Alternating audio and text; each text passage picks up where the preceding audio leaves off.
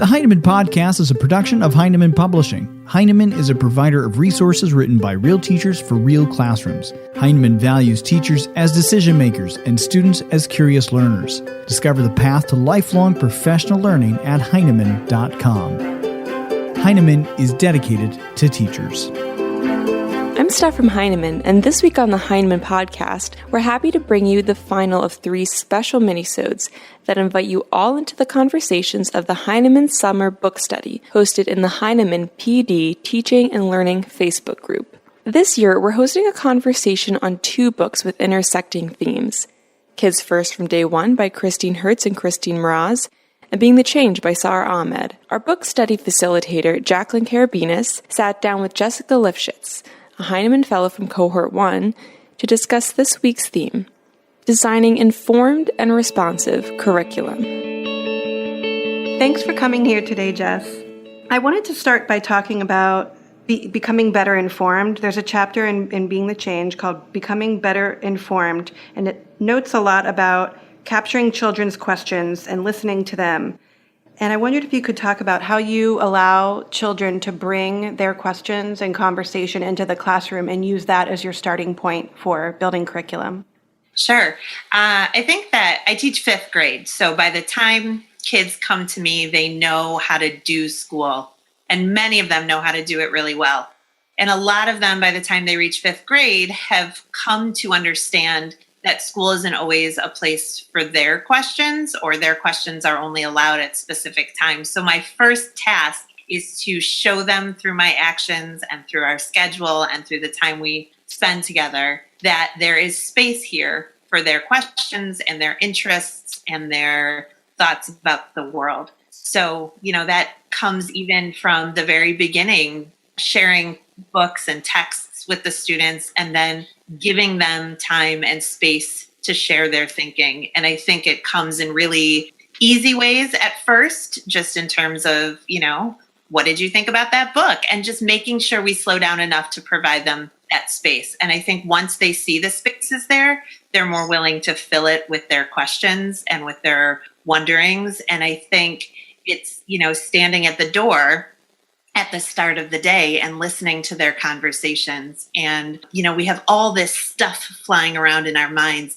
of what we have to get done and what we have to cover. And we can become kind of frantic with all of that as teachers. And I think we really have to deliberately slow ourselves down. And if there is an issue that the students are talking about, to make sure that they know there's space here for us to learn how to explore that in a responsible way. In that chapter, Sara mentions that once students start conversation about things they're bringing into the classroom, they're all speaking their truths and assumptions are formed. And that when you allow this discourse, that's how knowledge is constructed. And so I didn't know if you could give an example of a time in your classroom where you've helped navigate conversations with your students and use that to build inquiry based on their conversations. Yeah, I think inquiry is the perfect type of work to help kids sort of explore the things that they're walking into the classroom with, because it's less about covering specific content and more about teaching them a process through which they can walk through outside of the classroom when they hear something that they're uncertain of, or they hear something that they need to find more information. We're teaching them ways to do that exposes them to multiple perspectives and reliable sources. So I remember a couple years ago, we were doing some inquiry circle work, and the kids were looking into current social issues that they wanted to learn more about. And there was a group studying police brutality. And as I was sort of walking around the room, I noticed a conversation that was getting a little bit louder than any of the other conversations. And I think as teachers, we are so conditioned to protect our kids from any conflict that we have this desire to run over and interrupt conflict before it gets out of hand. But when we do that, I think a lot of times we're not teaching our kids how to navigate that conflict. So there were 2 kids who from afar looked to be having a kind of heated discussion. And so I walked over and I just listened. I stopped and listened to the conversation that the kids were having. And they were talking about an article that they read. And there was one student who was talking about how, he had read several articles that discussed how Black men were mistreated and treated unfairly by police officers. And there was the other student who was talking about how both his uncle and grandfather were police officers. And they've shared, conversations that have been had around the dinner table about how frightening it is to be a police officer and how unfair the treatment of police officers has been through the media. And they were sort of arguing back and forth. And instead of feeling like I needed to stop the conversation or guide it in a specific direction, I instead asked them if it was possible that there was truth to both sides of this argument. And what I meant by that was, could it be that police officers spend their time in a situation that often makes them fearful, while at the same time, Black men are being treated unfairly? And it was this idea that it wasn't that they were compromising, but coming to an understanding that there could be truth within both of those without negating anybody's individual experience. And I think that's something we don't always trust kids will be capable of understanding. But I can tell you, after I walked away, they continued their conversation. And what I noticed is that they started listening to each other in a way they hadn't been before. That before we had that conversation, they were just sort of each spewing their ideas back and forth without the listening. And then when I walked away, they started really trying to hear and understand each other. And so those are the skills that I think we can teach kids to help them navigate some of this stuff. Right. Like they probably didn't even know or had never even experienced a conversation where they could stop and say, we can have conflicting truths simultaneously. And think of how much learning happens in that moment. Just the ability that you can take that and you can transfer that to the next conversation and the next conversation, to be able to sit back. And that's something that adults need. We all need that. The idea of being able to teach kids that I can honor your truth without negating anybody's humanity. There's a difference between listening to somebody's lived experience. There's a difference between that and saying, well, immigrants to our country don't have a right to be here. That's really negating somebody's ability to exist freely and justly in our country. That is not something I'm going to honor in my classroom. I'm not going to let anybody, sort of negate another person's right to be a full human within our classroom. But that's different than allowing people to speak their truth and to share their lived experience with others, and teach kids how to listen to the lived experiences of others, even if it's conflicting. I marked something in Kids First from day one about how they ground their work. And they note 3 ways that they ground their work: that curriculum should be responsive and intentional, that we need to build a better teaching toolbox with clear teaching structures so we can drive complex learning, and that responsive teachers draw from all they know. And that last one really is sticking in my mind, because to be responsive means to draw from all we know, then it is our responsibility to continue building what we know. And so I wondered if you could share some of the ways you continuously build your knowledge to share with your students.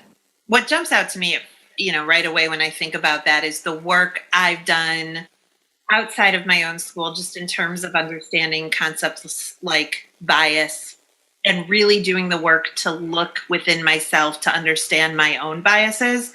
Because if I'm going to come into a classroom and ask kids to wrestle with their biases, I have to be willing to make myself vulnerable and share the work I've done, confronting my own biases and how I've worked to try to move past some of them. I think if I had walked into a classroom and asked kids to think about, assumptions that they make about groups of people without having done the work myself to look at my own assumptions, I think that, first of all, kids would know right away that I was kind of a fraud. And I wouldn't be able to know the language to help them walk through that process. So one of the things that I started to do was really listen to the stories and lived experiences of people who experience the kinds of bias that I might not know. Racial bias in terms of making negative assumptions based on skin color. That's not life experience that I've had.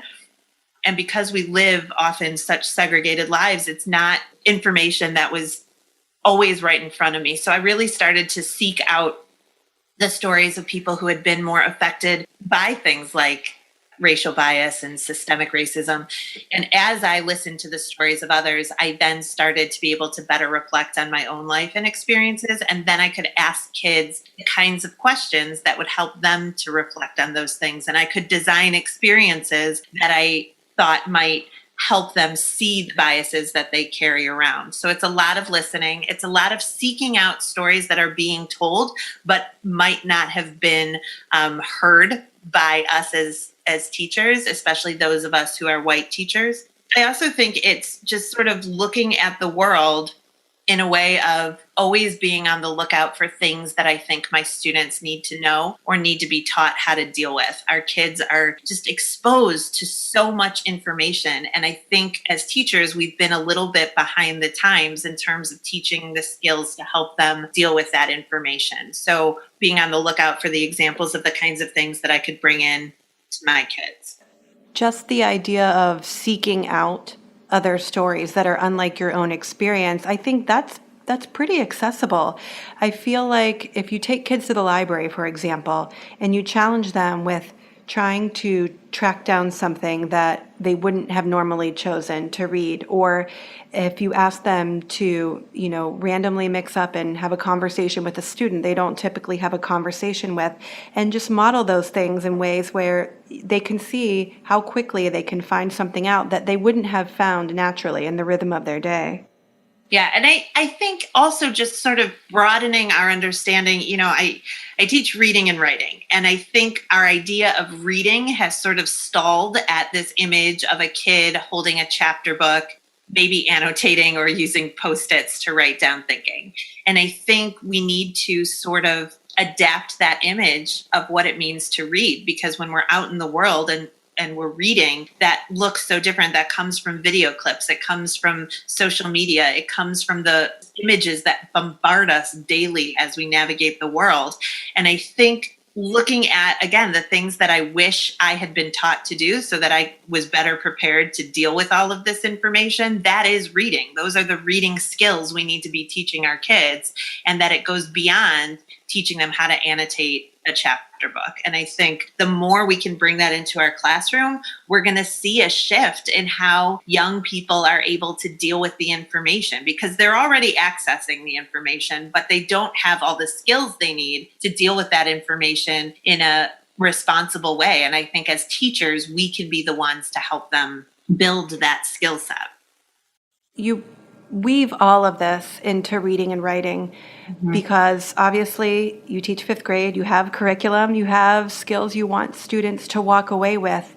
And I wondered if you might be able to share some of your favorite ways to weave these conversations into reading and writing in a natural way. So I don't think there's a school, or certainly a public school out there, that isn't looking at the Common Core standards and finding ways to bring them to students. And I think a lot of times we use things like Common Core standards sort of as an excuse as to why we can't tackle more meaningful and authentic work. But what I've found is the more I know the standards, the better I am able to use the standards to sort of justify bringing in really meaningful, really authentic work to my students. Because so many of the standards are based on things like supporting your claims with evidence, looking at an author's message or the theme of a text. And those are the kinds of things that we're asking kids to do as we ask them to tackle tough topics by looking at multiple perspectives presented in multiple texts. So my first response is to use the standards as justification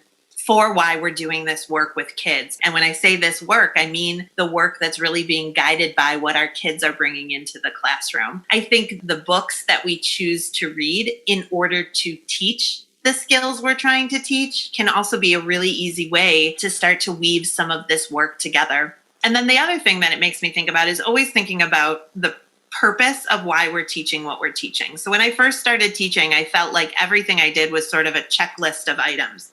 I was teaching kids how to infer as readers, and that was sort of my end point. And I checked that off the list. And then I moved on and I taught kids how to synthesize as readers. But what I now try and do is to think about why I'm teaching those things. And that's my new end point. So now I'll take something like synthesis and I will say to myself as I'm planning out a unit, okay, I'm going to teach my kids how to synthesize so that they are able to pull together multiple texts showing multiple perspectives and reach a more complex and full understanding of a tough topic. So now synthesis is not the end point. The end point is being able to bring together multiple perspectives in order to understand an issue. And synthesis is the way I'm going to get there. So always asking myself, why do I want my kids to know how to do this? So I'm still teaching that checklist of skills, but now there's a real purpose and meaning behind all the work that we're doing.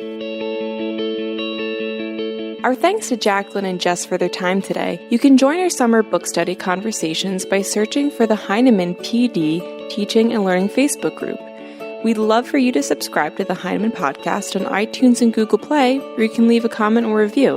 We're also now streaming on Spotify, Stitcher, and just about anywhere you get your podcasts. You can also follow Heinemann on Facebook, Twitter, and Instagram, as well as our various Facebook groups.